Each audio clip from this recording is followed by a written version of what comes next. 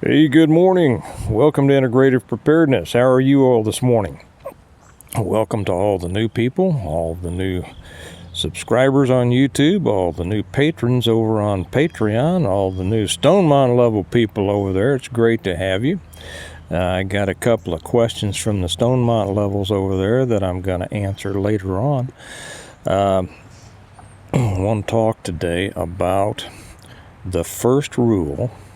Now, you're not going to read this in any book unless I write one, but it's my first rule of preparedness. I don't know, maybe somebody else has said it. If they have, good for them, you'll hear it again. If you haven't, you'll hear it here. Watching this hurricane come in towards Florida kind of brought this to mind. I had a friend of mine, good friend of mine, that at the beginning of any of his self-defense seminars, he liked to start it with kind of a joke, and he'd say that he'd had his nose busted in 3 places, and then all the crowd would go, "Oh my gosh!" And then he smiled and he said, "I learned to stay out of those places." When I taught my students, I teach them, and you've heard me say this several times before, that attacks come suddenly, but rarely without warning. How does that apply? That applies to a hurricane. It applies to anything else that is a threat. It's not just an attack, it's a threat. And then you've heard me say before that I teach the 3 ways not to get hit are, number 1, not to be there. And what that could mean one of 2 things. It means don't go to that bar where the guy was going to swing on you. Or if it's avoidable and you see the thing starting to develop, you avoid the confrontation if you can. And then the third, so it says 3 elements, I guess. If you haven't been smart in the first 2, if you still went to the bar and the confrontation began and you didn't get yourself out of it, because of ego and, sometimes maybe it's legit. Maybe you needed to stay there for it, whatever. And then when the swing comes, step out of the stinking way. Get out of the way. There are very few. In an attack situation, there are very few strikes that cannot be avoided if you're paying attention. And I used to tell my people that even though you may not want to throw the first punch, kick, knee, whatever like that, you can control it by watching. You want to control that first punch, and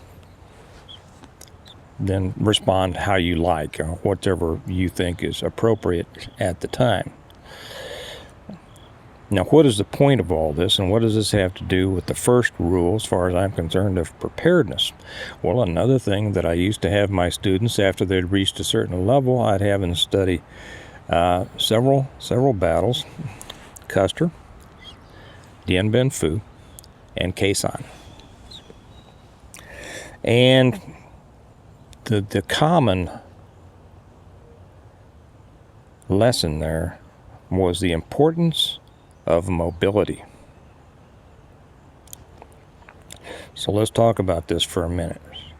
The first rule in my lexicon, in my book, if I were going to write the book, maybe I will, is don't be there. Now, in the case of Florida, boy, this thing is coming in like a hurricane, right? Almost 150 mile an hour winds, Cat 5 almost, not quite, but approaching a Cat 5. It is going to slam. I've heard of what'd they say? Possibility of 18 feet surges. My gosh, more damage is going to be done from the flooding than from the wind, as I hear is the case in most hurricanes. I read I read a book years ago. Was it Taipan? James somebody or other, great writer, big name, and it was a great description of a hurricane in Hong Kong. And after reading that, I never wanted to be in one. Now, I have friends who are in one. I had a friend who used to be an ocean lifeguard in South Carolina, and she would tell me how they would just love to go down and have hurricane parties and go out there.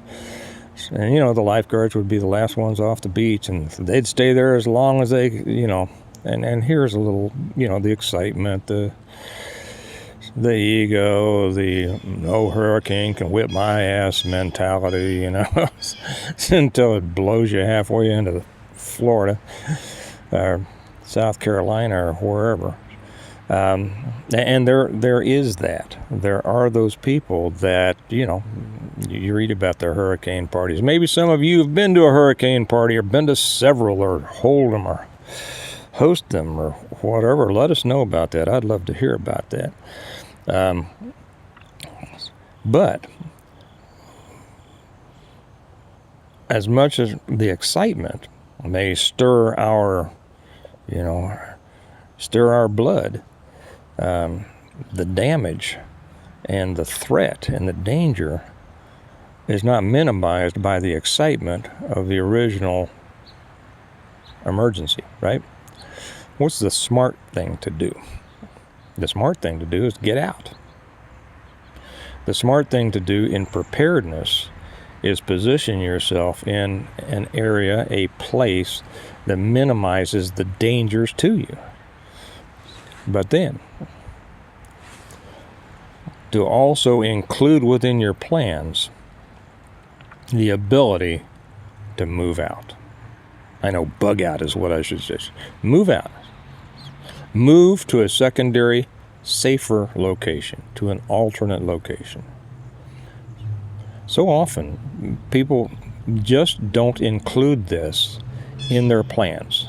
And I'm astounded by it. I really am. Yesterday, when I made that video that I think half the preppers, so-called preppers out here, want to die. Either they don't take it seriously. They don't really take it seriously. They don't plan. I mean, according to their plans, they're going to die pretty quick if what they say their plans are is true. And I think most of them are. I don't think most of them are holding back because of OPSEC, they haven't thought it through. So that you got 3 to 6 months of food that that you intend to eat where you are, and then hopefully everything's going to be good again. If it gets that bad, it's not getting good again anytime soon. And then as far as their bug out is concerned, they have their bug out bag. Well, how long do you think you're going to be able to last with your bug out bag, which, is going to weigh 50 pounds or less? I know the inch bag, I'm never coming home bag, right? How much food you going to be able to carry in that? Because if you're never coming home, you need some pretty good supplies in there. How much room does that need for canned Spam and granola bars?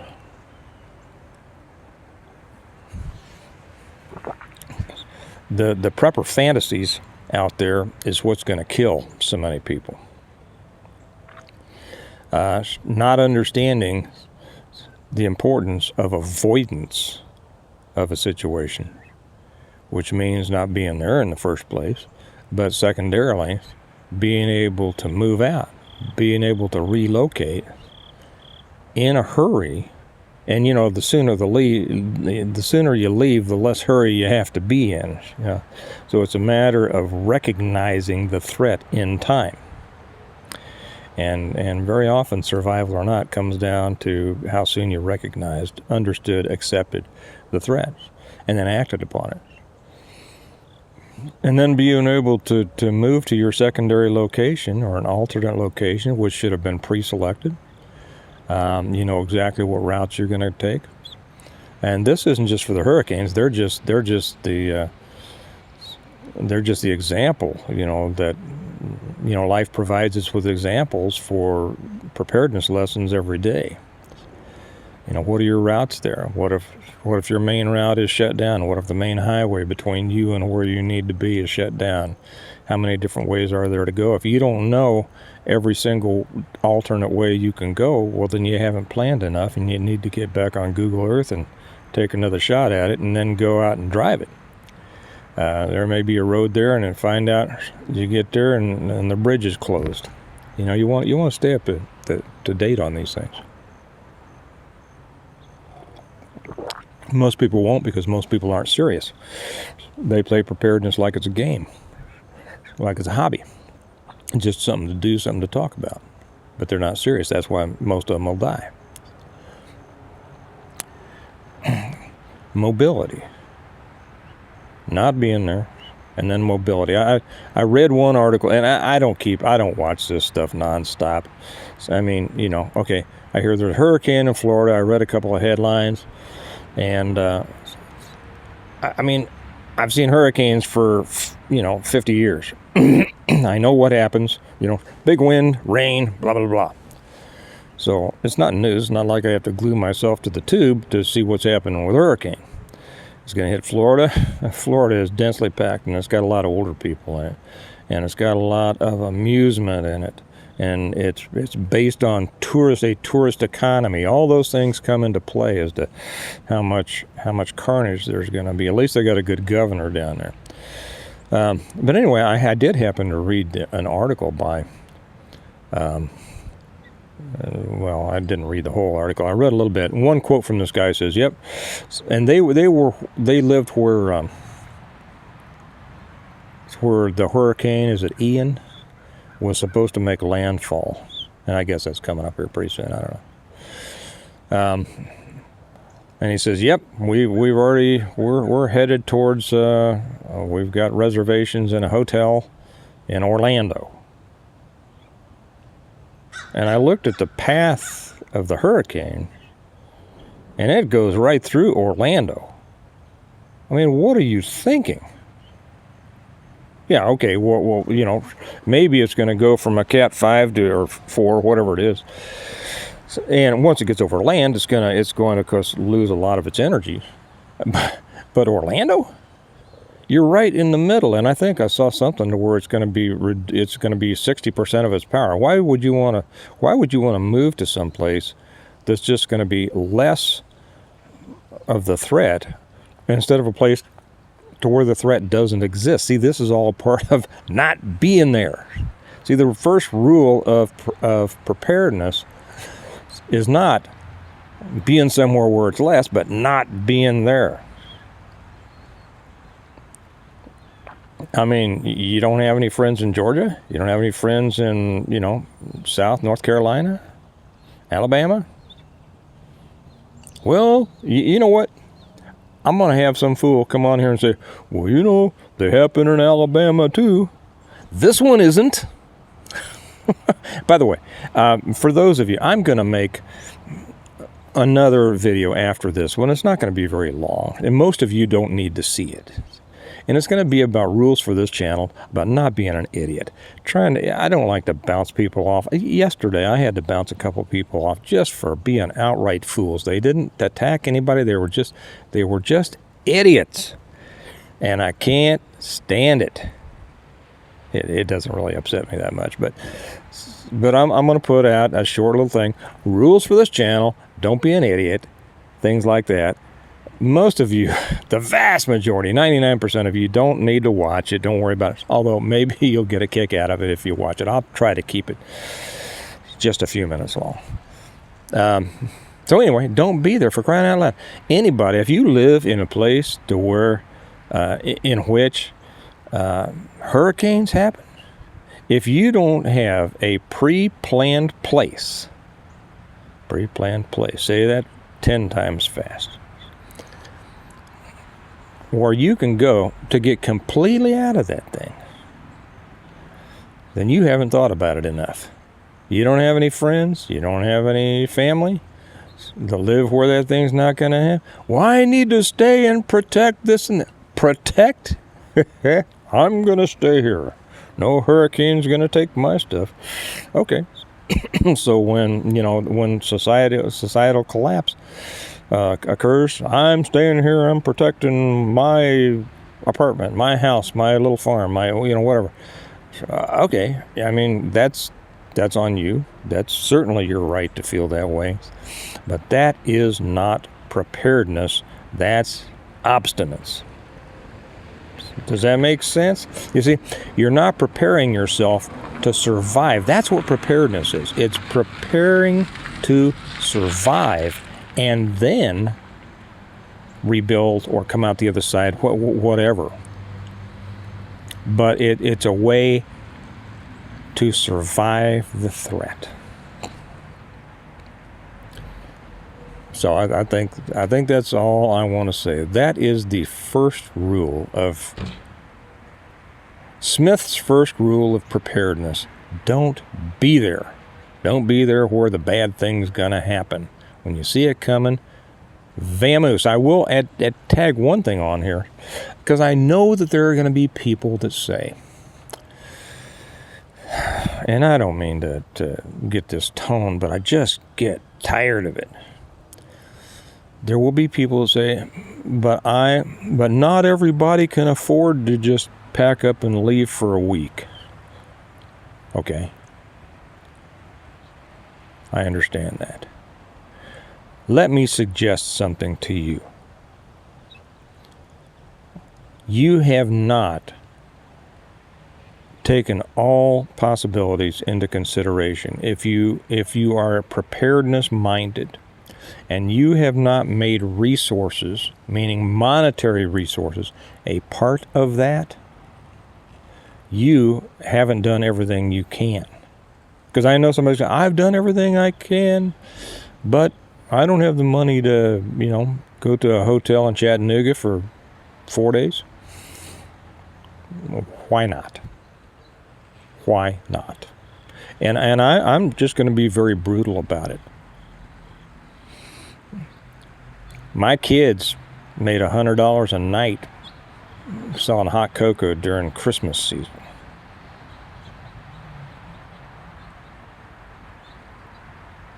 My oldest son is always finding new ways to make money. And it's not just about us. Go back and watch my video about cattle cookies. Hardly ever anybody did, because it wasn't about devastation. It wasn't about devastation in the world ending and everything like that. It was a wonderful story about a 17-year-old girl who with her family started a cookie company, and they can't keep up with the orders.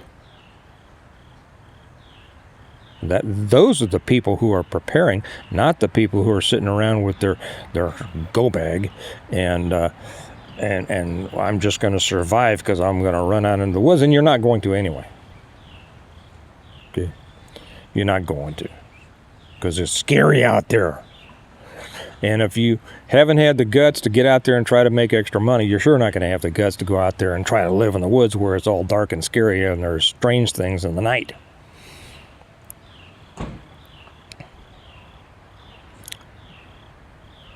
Having monetary resources is an important aspect of preparedness, because you might have to scoot your boots. Well, I can't save enough money and I don't have a credit card. Why don't you have a credit card? You're one of those people that just, you're not going to do it. I'm not going to be on the system. I'm not going to be on. You're already in the system. You're already in there. Okay. And if you need to scoot, it doesn't mean you shouldn't live on your credit cards. I'm not saying that. It's an emergency measure. Okay? It's like those extra mags that you probably have somewhere, right? You're not using them right now, are you? But you got them in case you need them. That's what a credit card's for. That's what cash is for. Okay, I've gone long enough on this, and I could, because now people's excuses are starting to go through my head, and I'm starting to want to address all those excuses that I've heard ad nauseum. All the excuses that people can't do what they should do, but they want to keep talking about preparedness. And I'll be honest with you, if you're making excuses and you want to talk about preparedness, you're wasting your own time. You're wasting everybody else's time.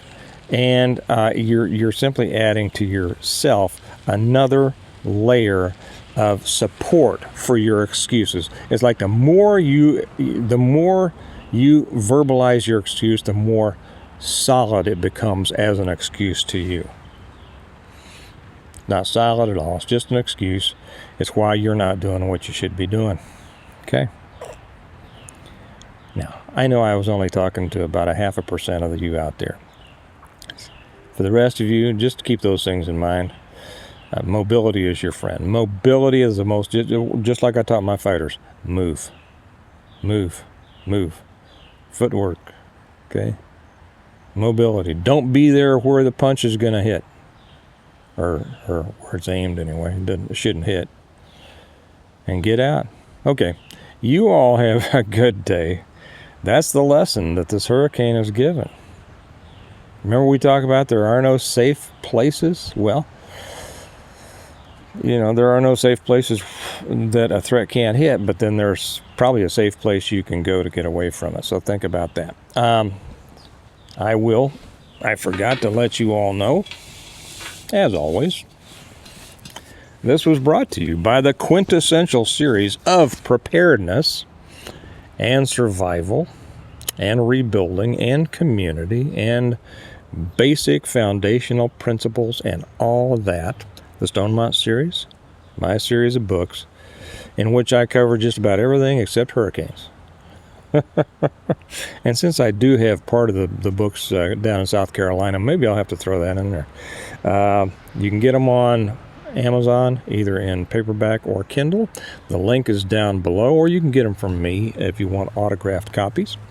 And that information is down there as well, as is the information how to come over and join us on Patreon if you'd like to. And I invite you, and I wish you would, because we do more stuff over there. So you all have a good day, and I'll probably talk to you tomorrow. Bye-bye.